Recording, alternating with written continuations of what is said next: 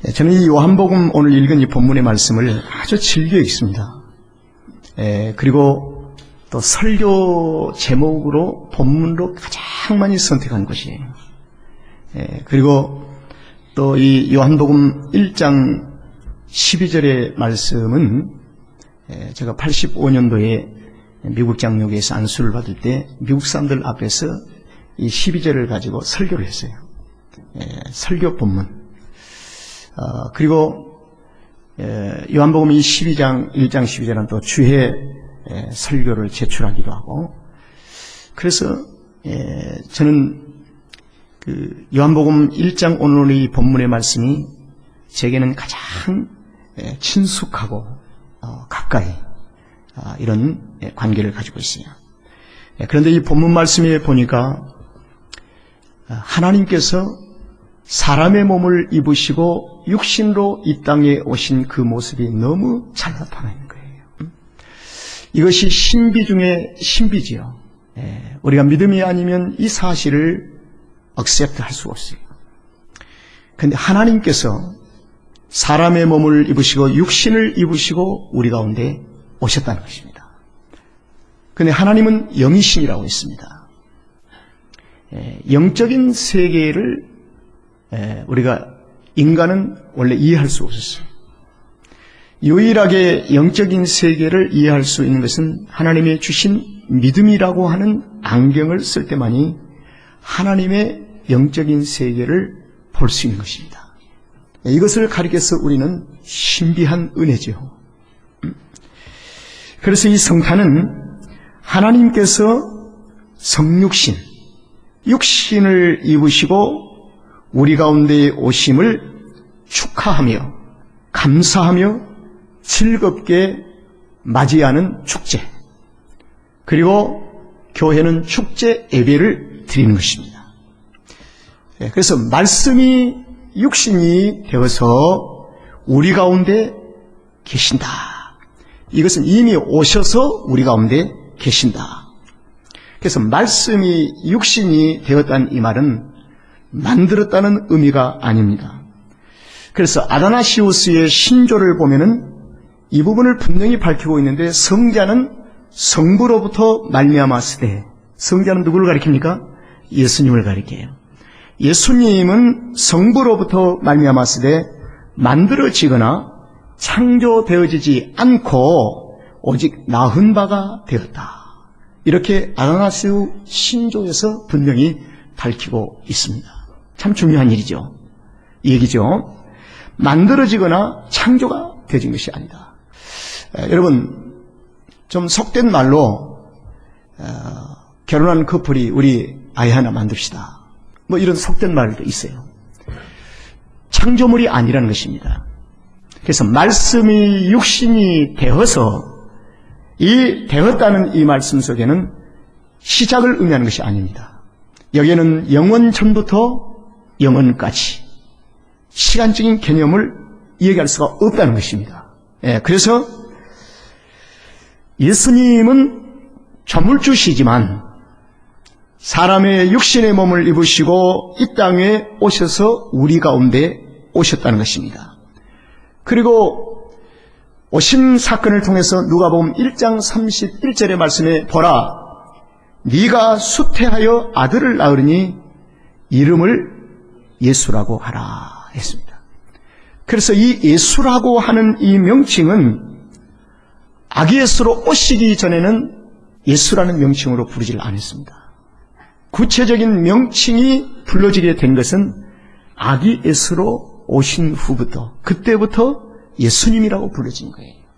그래서 예수님은 우리를 구원하러 오셨는데, 예수님의 명칭이, 주님에 대한 명칭이 쓰여진, 표현된 시점이 각기 있다는 것입니다. 예수님이라고 하는 이름은 여호와는 구원이시다.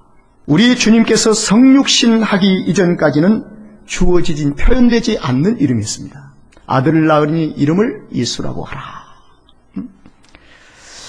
또 그래서 요한복음 1장 1절에 보면 태초에 그리스도께서 계시느니라 이렇게 하지를 않았어요. 라고 말하는 것은 정확한, 만약에 태초에 그리스도께서 계시느니라고 말하는 것은 정확한 표현법이 아니라는 것입니다. 왜냐하면 그리스도라고 하는 이름은 인간의 타락 이후로 나타날 수 있는 명칭이라고 합니다. 본질적인 면에서 그리스도께서 하나님이신데 영원부터 태초에 계시지 아니었다는 의미가 아니라 사용되어진 명칭이 인간의 타락 이후로 바로 그리스도라고 하는 명칭이 표현됐다는 사실이죠. 그래서 왜 제가 이 말씀을 드리냐면 사도 요한은 왜 요한복음 1장 1절에서 태초에 예수께서 계시니라 그리스도께서 계시나 하지 아니하시고 태초에 말씀이 계시니라고 하셨을까? 이걸 한번 우리가 조용히 접근해 본 것입니다. 그런데 태초에 이 말씀이 계셨는데 이 말씀이 하나님과 함께 계셨으므로 이 말씀은 하나님과 함께 계셨으니 이 말씀은 곧 누구라고요? 하나님이시니라. 그래서 오늘 본문에 보니까 그 말씀이 육신이 되어서 우리 가운데 거하심에 그때부터 그분을 누구라고 부릅니까? 예수님이라 이렇게 불러요. 예수님이라. 그리고 예수님이 우리 가운데 계십니다. 말씀이 태초에 계셨는데 그 말씀이 육신이 되어서 우리 가운데 나타나심으로 하나님에게 붙여진 명칭의 표현이 예수였습니다. 여호와는 구원하신다. 그래서 말씀이 육신에서 우리 가운데 오신 것을 성육신 하셨다고 얘기를 합니다. 그래서 우리는 이 예수님에게 붙여진 이 명칭에 대해서 상당히 중요한 의미를 시점을 부여할 수가 있는데 예수님, 이건 탄생부터 예수님 탄생부터 그런데 예수님이 탄생하시면서 은혜와 진리를 가지고 오셨습니다. 은혜와 진리를 가지고 오셨다. 그래서 어떤 주석학자는 이 은혜와 진리를 그리스도의 성품이라고 품격이라고 얘기를 합니다. 예수님이 이 땅에 오실 때에 그분은 은혜와 진리의 품격을 가지고 오셨다. 그분 자체가 은혜와 진리라는 것입니다. 이 말은 흑암과 어둠 속에 있었던 이 세상 속에 예수님이 오셔서 은혜와 진리를 가지고 오셔서 우리의 삶 앞에 보이셨다. 이 말은 새로운 삶을 가지고 오셨다는 것입니다. 이전에는 예수님이 오시기 이전에는 새로운 삶이 구체적인 표현이 없었습니다. 그러나 이제는 예수님이 오심으로 새로운 삶을 가지고 오셨다. 그리고 예수님으로 오셔서 그분은 그리스도셨지만 구체적인 그리스도의 명칭이 그에게 완성이 되는 것이 뭐냐면 십자가에서 죽으심으로 완성이 됐다는 것입니다. 메시아가 되셨다는 거죠. 그래서 예수 그리스도를 구주로 영접하는 자에게 예수님을 영접하는 단순한 것이 아니라 예수 그리스도를 구주로 영접하는 자에게 예수 그리스도 영접하는 자에게 구원을 받게 된 것입니다. 그러면 구원을 받는 그 순간에 구원받는 성도는 성도의 삶으로 우리의 삶의 주인이 세워지게 되는 것입니다. 바로 그분이 누구신가? 구원받은 우리를 구원시켜 주신 예수 그리스도께서 우리 가운데 주인이 되어 주신다. 그래서 그때부터 명칭이 하나 더 붙어요. 예수 그리스도 뭐요? 주. 예수 그리스도 주님. 그리고 하나의 명칭이 또 있는데 예수는 누구신가? 그리스도는 누구신가? 주님은 누구신가? 예나 저나 영원히 변함이 없으신 그분 하나님이십니다. 그래서 우리는 예수 그리스도 주 누구요? 하나님. 이것이 그분에 대한 정확한 명칭에 대한 전체 표현입니다. 여기에는 예수 그리스도의 오심과 죽으심과 구원하심과 우리를 돌보심과 우리를 인도하심과 그리고 영원한 책임을 지시고 영원한 하나님의 나라로 인도하실 그분을 높이고 호칭할 때 예수 그리스도 주 하나님. 예수 그리스도 주 하나님. 그래서 성탄 축하 주일은 성탄에서 머무르면 안 돼요. 저 어제 어떤 목사님이 늦게 전화를 해서 오늘 설교에 대한 메시지를 서로 전화를 주고받았어요. 근데 그분이 동방박사 예물과 경배를 드리는 것을 가지고 설교가 됐어요. 제가 그런 제안했습니다. 우리의 삶은 동방박사로 끝나서는 안 된다. 예물과 경배를 드리는 것으로 끝난 것이 아니고 우리는 그리스도인의 삶의 현장으로 보냄을 받는 비전을 제시하고 복음을 제시하는 것이 성탄절의 중요한 의미다. 오늘날 많은 교회가 동방박사로 예물 드리고 경배하는 것으로 끝. 세상을 향한 자신에 대한 세상에 부딪히는 바람을 맞으려고 하질 않아요. 세상에서 부대낌 속에서 하나님의 나라를 전파하고 복음을 전하고 있는, 그래서 두려워합니다. 매우 안일해진 것입니다. 아주 중요한 일입니다. 성탄 축하 주일은 베들레헴에서 끝나버리고 동방박사에서 끝내버리면 큰일이에요. 예수님의 탄생이 동방박사로서 베들레헴에서 경배를 받으시고 끝내버렸다고 한다면 하나님의 나라가 어떻게 내한테까지 오겠습니까? 많은 풍랑을 이겨가면서 파도를 헤치면서 유대를 가고 사마리아 땅까지 가서 하나님의 나라가 세워지게 된 것입니다. 신홍규 목사는 땅끝에 깃발을 꽂는 그날까지 사역을 할 것입니다. 단순히 기도로만 가고 생각으로만 가는 것이 아니라 삶으로 갈 거예요. 그래서 성탄 축하주의를 지내면서 우리 성도들에게 저는 두 가지를 제시합니다. 하나는 주님 중심으로 삶을 한번 정리해 보는 것입니다. 누구 중심으로요? 주님 중심으로. 그 다음에 두 번째로 더불어 사는 것을 정리해 보는 것입니다. 더불어 산다. 나 혼자만 사는 것이 아니라 더불어 산다. 이 더불어 산다는 말은 주님과 내가 같이 살고 성도와 성도가 함께 살고 이웃과 함께 산다는 더불어 산다는. 오히려 세상보다도 교회가 오늘날 현대 교회가 이기적인 교회로 전락되어버리고 말았음을 부인할 수가 없는 것입니다. 하나님께서 우리에게 주신 삶, 이게 무엇입니까? 성탄절을 통해서 우리에게 주님이 오심으로 우리에게 주신 삶이 뭔가? 이제부터 이 삶은 어둠 속에 둘 수 없다는 것입니다. 신원규 목사의 삶을 어둠 속에 방치하거나 들어가거나 둘 수가 없다는 것입니다. 우리는 이제는 빛 가운데로 와야 합니다. 이것이 성탄절의 아주 중요한 의미죠. 그래서 이 땅 위에는 두 나라가 있어요. 하나님의 나라와 세상 나라가 있습니다. 여러분, 성경은 두 나라의 실존을 밝히고 있습니다. 정확히 보이시고 정확하게 교육하고 계시는데 애국과 말구유가 있습니다. 말구유는 하나님의 나라였습니다. 말구유에 누가 계셨습니까? 예수님이 계셨습니다. 아기 예수님이 계셨어요. 그게 하나님의 나라예요. 그리고 말구유를 지한 모든 것은 세상 나라였습니다. 룻기서에 베들레헴은 하나님의 나라였습니다. 모압은 세상 나라였습니다. 분명히 밝히잖아요. 역사서에 보면은 예루살렘은 하나님의 나라요, 바벨론과 이방 나라는 세상 나라였습니다. 그 다음에 신약에 와서는 육신에 속한 나라가 있고 영에 속한 나라가 있다는 사실입니다. 두 나라가 있습니다. 자, 그런데 그리스도인은 우리가 예수 그리스도고 고백했습니다.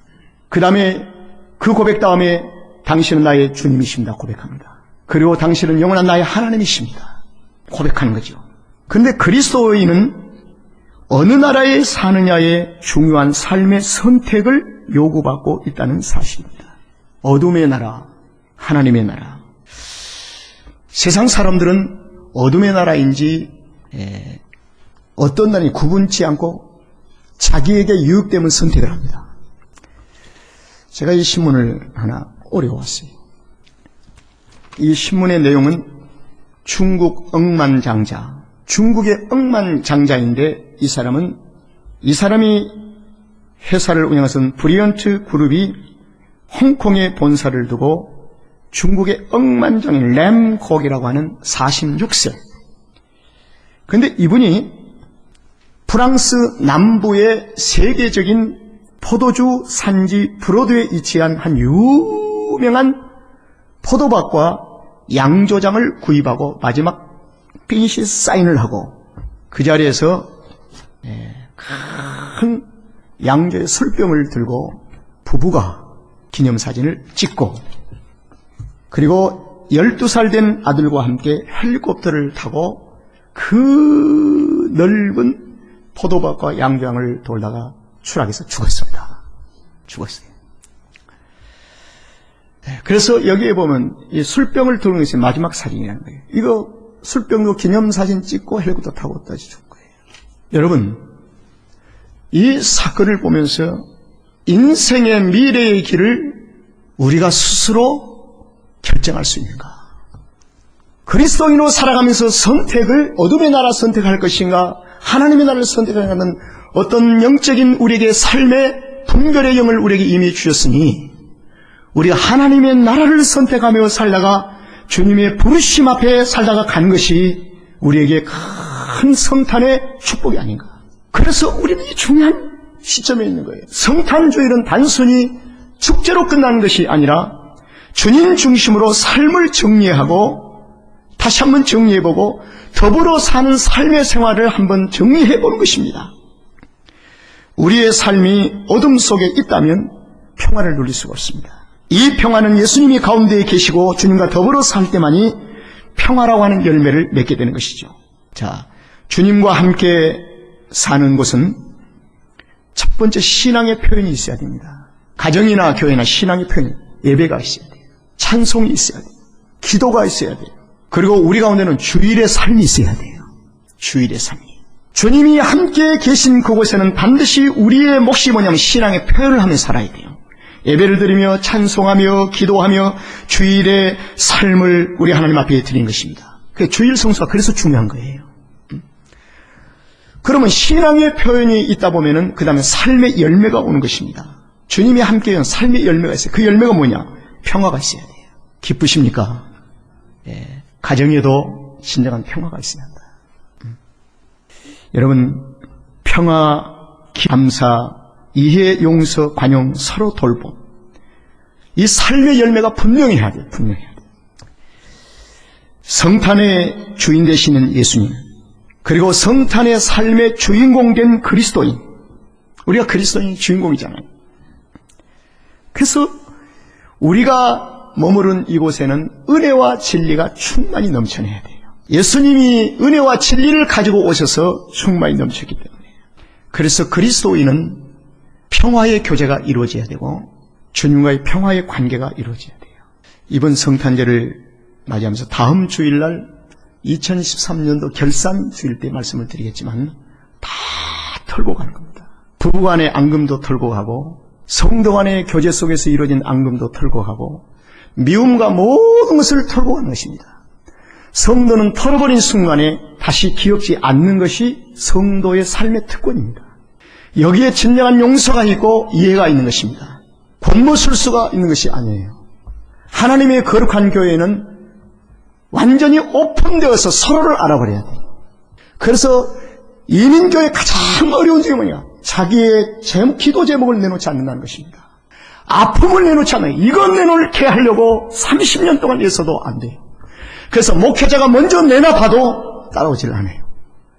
제가 바람이 있다고 한다면 정말 성령의 공동체라고 한다면 지나온 세월의 아픔을 홀로 갖고 가지 말고 성도들이 함께 기도하고 함께 이해하고 관용하고 용서해서 정말로 하나님의 거룩한 나라를 세워가는 것이 이 땅의 천국이 아닌가 생각해요. 저는 이렇게 생각해요. 교회 사역 안에는 어떠한 고무술수도 있으면 안 된다는 겁니다. 그래서 목회자에 대한 반감이랄지 이런 거 있을 수도 있죠. 아내하고도 제가 그런 얘기를 종종 하잖아요. 부부싸움을 해도 이부자리 안에서 싸우라. 절대로 침상을 떠나지 말라. 는 얘기하지 않습니까? 그리고 해가 지기 전에 분을 풀어라. 해가 지기 전에 얘기해라. 응? 그리고 자신을 신하는 겁니다. 여러분, 우리가 성탄절을 기점으로 해서 금년 이제 얼마 남지 않았습니다. 2014년도는 정말 축복해가 되기 위해서는 지금부터 철저하게 우리가 준비하여 또 새벽예배도 하나님 앞에 드리고 송구 영신에도 드리고 그래서 하나님 앞에 철저하게 우리의 삶을 정리해서 다가오는 새해는 큰 축복받는 한 해가 되시기를 주의 이름으로 축원합니다.